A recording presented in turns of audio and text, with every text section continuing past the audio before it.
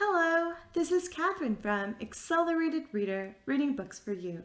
Today I will be reading Chapter 6 from The Bucket by D.J. Cattrell, illustrated by Mei Lee. Before I begin reading, I would like to give a big thanks to the author for sending me this book to read on my channel. In the description below, I've included links where you may find and purchase this book. Don't forget to like and subscribe. Chapter 6. It wasn't long before Rachel's fears about the meadow were confirmed. From where they had stood with Brian, it had looked flat.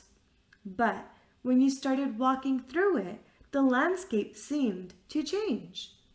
They seemed to be walking downhill.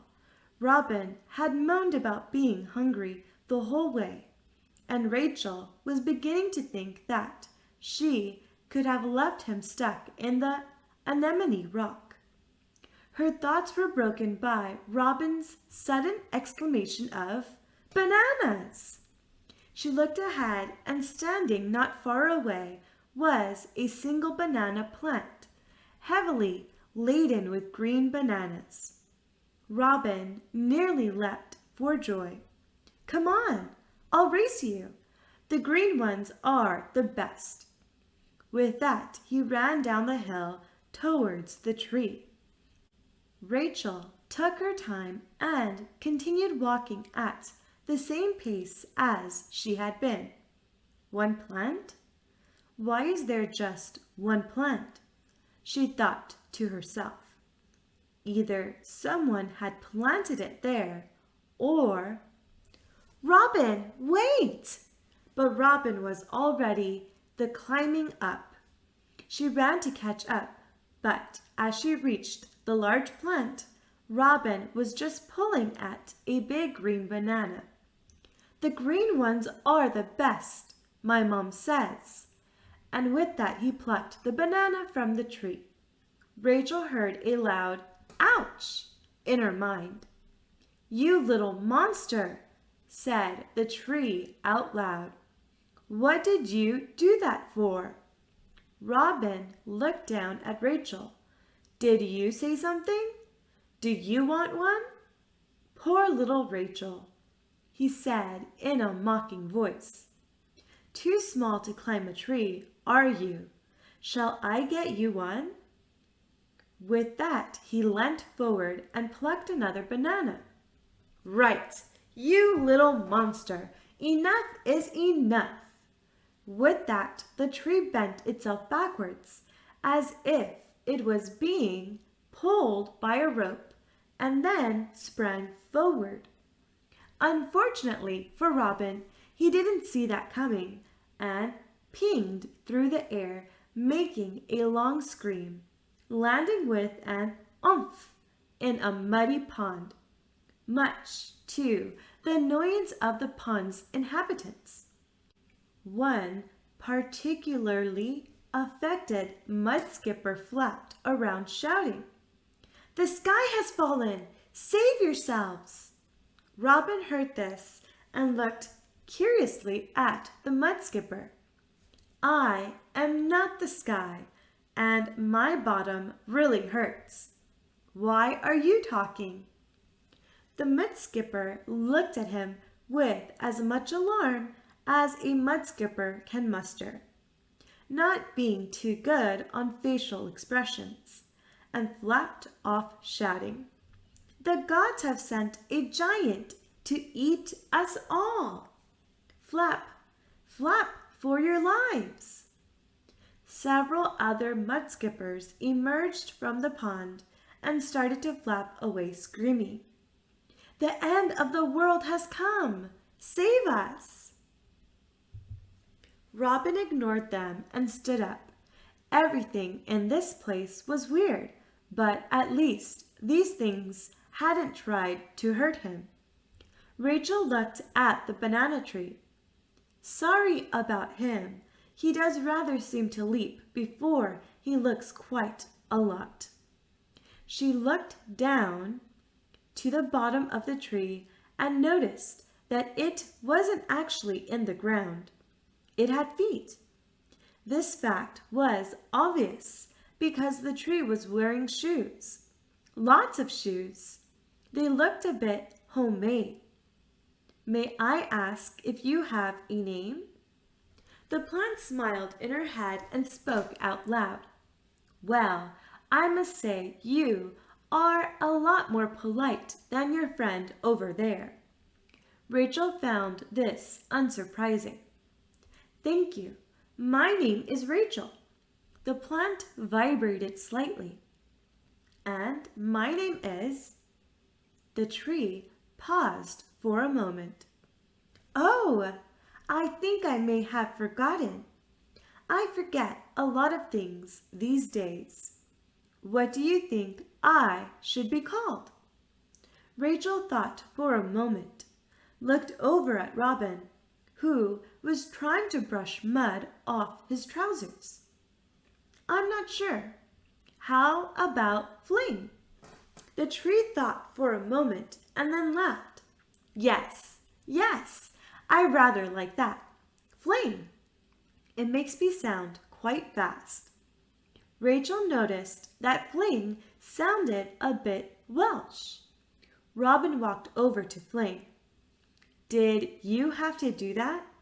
He said, rubbing his behind. Yes, said Fling, and if you try pulling anything else off me, I'll do a lot worse. Robin sulked. Charming. Sorry, I didn't know you were alive, sort of thing. He bent down and picked up the banana. Is it okay if I eat this now? Fling thought and then laughed. Yes, I suppose so. You can hardly stick it back on me, can you? Now then, if you will excuse me, I have a long way to go. With that, he raised one root with a shoe on, very slowly, and put it down again a few inches from where it had been. It seemed to take a while. Robin and Rachel watched as Fling very slowly lifted another root and very slowly put that one down a few more inches in front of him. Robin munched on the banana. In a rush, are you? Rachel punched Robin in the arm. Don't be so rude. Fling coughed. We walk a little more slowly than you, but we always get to where we are going. Rachel asked where he was going. To the woods over there. I am not exactly a tree myself, but they always make me feel welcome. I am looking forward to taking off these shoes and sinking my roots into the cool earth. He lifted another root off the ground and very slowly put it forward. Rachel thought for a moment. May I ask where you got those shoes from? Fling lifted another root slowly and purposely up. You are an observant young lady, aren't you? Rachel the intrepid. Rachel blushed. Then it hit her. How did you know that I am called Rachel the intrepid? I only told you my name was Rachel. Fling laughed slowly again. Everything Fling did was slow, except talk, and well, Fling. Your sister told me about a year ago that you were coming. As for my shoes, Mr. McRacker was kind enough to make them for me. My roots were becoming a little frayed. Robin flung the now empty banana skin over his shoulder. Do you know where they are then? Her sister and my dad? He said hopefully. If you look behind me, young McRacker, you might see smoke coming from their cooking stove. Robin and Rachel looked out over the other side of the meadow. It was the same wisp of smoke they were headed for. That's where the others like you live, or some of them at least. Robin was curious. How long has it taken you to get across these meadows? Fling put down another root and grunted. Oh, about a year. Robin thought about this for a short while. Then the penny dropped. He turned to Rachel. How did they know a year ago that we were coming here? Rachel felt a little mixed up. She felt happy at the prospect of seeing her new sister, but also a sort of calculation was forming in her mind.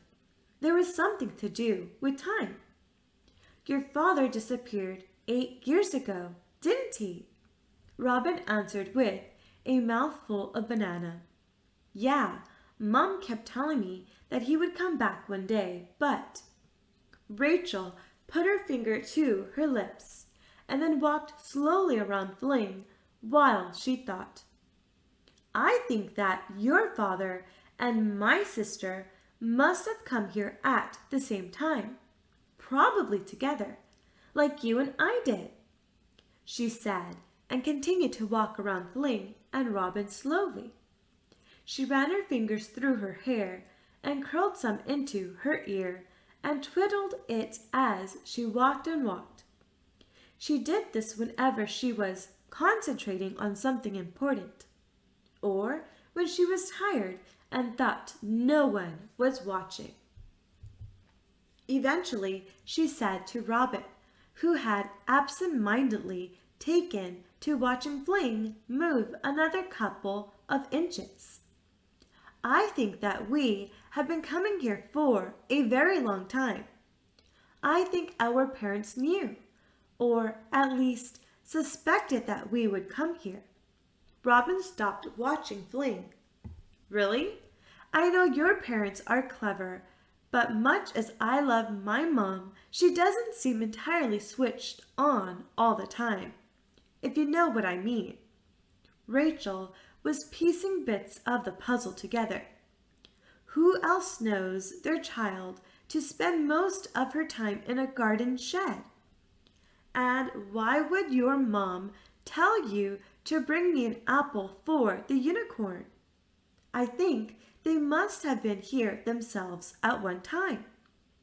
Suddenly, she heard a splat noise. She looked at Robin, who was wiping something off his sleeve and looking confused. Then another splat.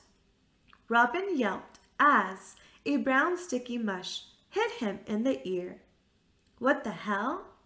Another missile caught him on the back of his neck, and then another on his leg. Something was firing mushy pellets at him. Rachel looked around to see what it could be, but there was just meadow.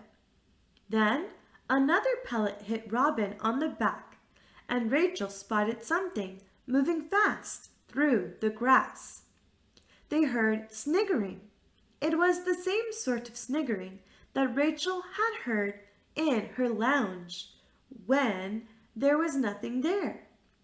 The something ran through the grass again, firing another pellet that caught Robin in the center of his forehead. Ow! Stop it!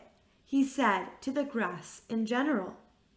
Whatever had been firing pellets at him rushed through the grass and disappeared. What the hell was that all about? Rachel looked around again. No idea, but whatever it was seems to have gone. Now be quiet for a while.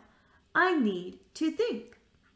She started walking around Fling again, who was still mid-step. Of course, she began to talk mainly to herself. That's why they have been dropping hints about this place.